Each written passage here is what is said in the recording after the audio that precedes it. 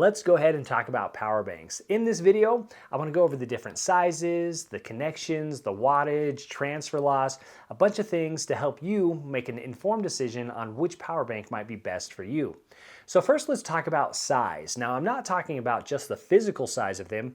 I'm talking about the capacity of them. So how they measure these things is in milliamp hours, and that's also how they measure the size of batteries. So your cell phone, your tablet, your laptop, the battery is measured in milliamp hours, and I'll break that down a little bit more coming up.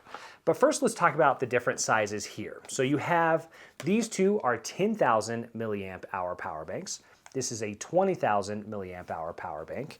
And then these two are much bigger. So this orange one here is a 36,000. This one is a 35,000 milliamp hour power bank. Now they all have different features, which I'll break down shortly.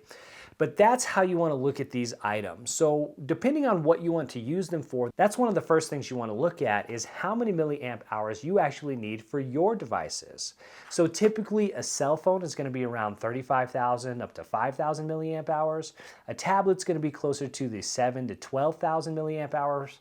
And then a laptop will be anywhere from 30,000 all the way up to 100,000 milliamp hours for the battery size.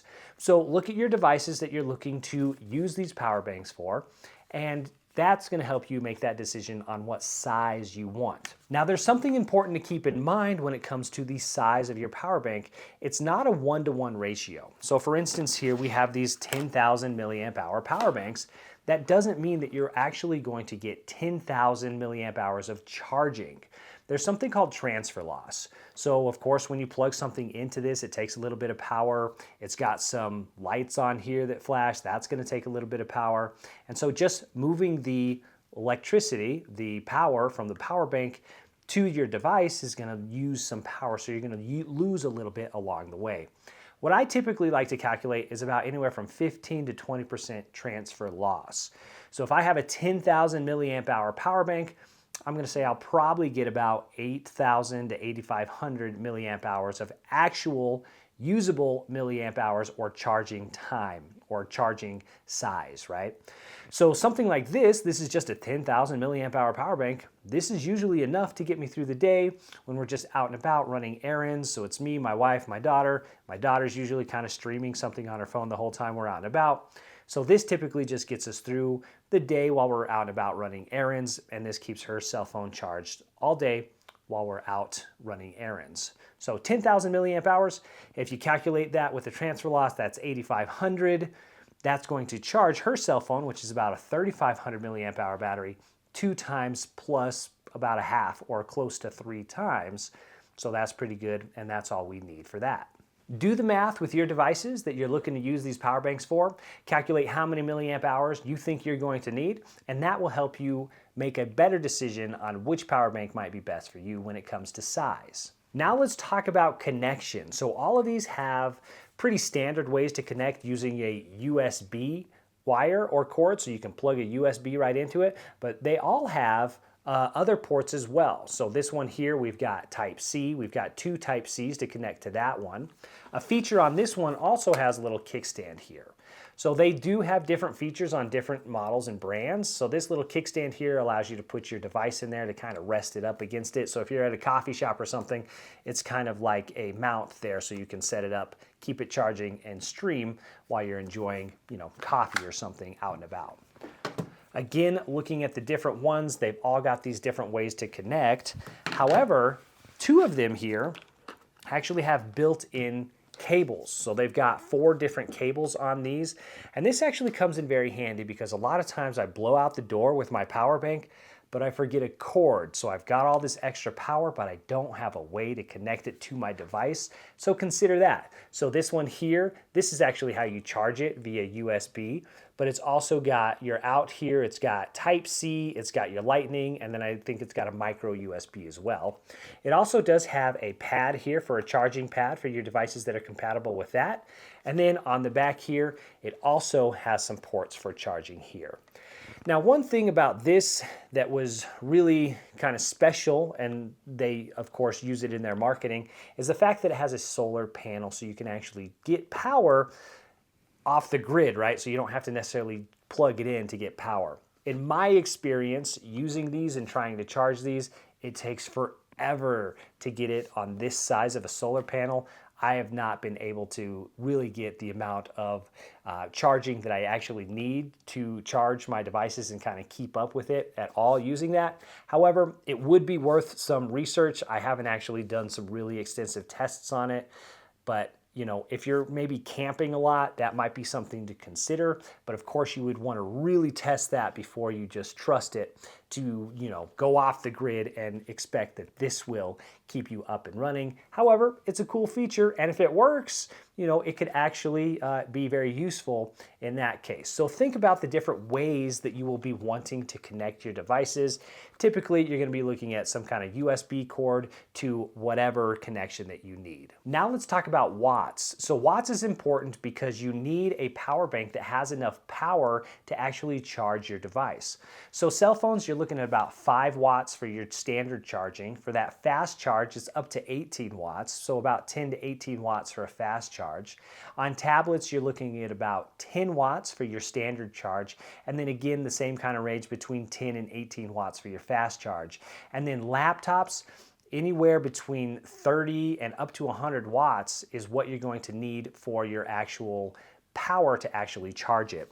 So some of these power banks, they won't even have enough wattage to actually charge a laptop. So for instance, this one right here, this one does not have enough wattage. I think this one here is only, it's 5 volts by 3 amps. So if you're, this is a good kind of side note here.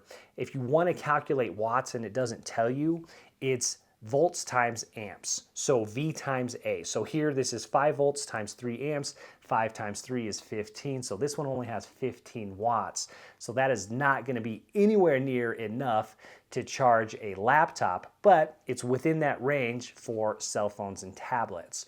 So wattage is very important. On some of them as well, you also want to dive a little bit deeper. So let's look at this one here. So this one actually says, let me make sure it focuses on here. I want you to look at that right there. So that says 65 watts, right? 65 W. So to me, I would think that that means that that's actually 65 watts coming out of there, but that's not the case. So looking further into this, if you look at the diagram and the directions to this, it's actually going to show you that you're getting 20 watts coming out of this port and 45 watts coming out of this port. Now 45 watts would be enough for some laptops, but not all laptops. I use a Dell laptop, and when I'm out and about with that one, it actually doesn't have enough wattage to charge it at the speed to kind of keep up with me editing. So I am still losing battery. Now technically it could charge it, especially if I've got it kind of powered down and it's just drawing power, so the laptop's not actually on and working and running programs. So it would be enough to kind of charge it even though it's a higher wattage than the output, but that could cause some issues. Now I haven't experienced anything dangerous with it, but a lot of times the portable power banks will get a little hot. They'll start running hot because it's drawing more watts than it actually has the capability for.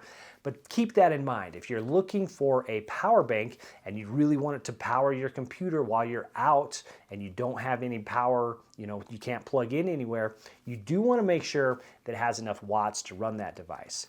Now, what I found is that if you actually look on the back of your power adapter here for your laptop, it's going to show on there how many watts it is. Or you can look on the bottom of the laptop, or you can actually get into the settings and see kind of what the wattage is. But typically on this power adapter, it says it right here. So on this Dell that I have, it's a 65 watt power that it needs. And so when I plug this one in, I actually get a warning, a little alert pops up and says, hey, we've noticed that you're drawing, you don't have enough power actually for this device. So you're going to lose battery. And then finally, one thing that I didn't show you is that some of them have these different features here, like flashlights. This one does, and this little one here also has a flashlight here. So that's another thing to consider if you're going to be using these maybe for camping or going off the grid. That might be something that's important to have as well, just those little extras. And then some of them do a better job of showing you how much battery they have left. So this one here just has a paw print, and it's just kind of, it's basically showing you 25, 50, 75, and 100%, and every time you go down, one of these little paw prints goes away. This one here, same kind of concept. concept here, but instead it's just 4 dots. So this one's down to the 2 dots, so this one only has 50% less left. This one actually has a digital display. So this one's really good at showing you more specifically how much power you have left. This one, again, it's got kind of the same dots there that light up. And then finally, this last one here also has that digital display. So I like all of these. I use them all. It kind of just depends on what I'm doing. This one is a little bit more rough and rugged, so I give it to my daughter who's 6. I like these ones. They're a little bit more slick and sleek. They've got that nice feel to them. This one's kind of my go-to when I'm out and about because then I don't have to worry about which cable to bring with me.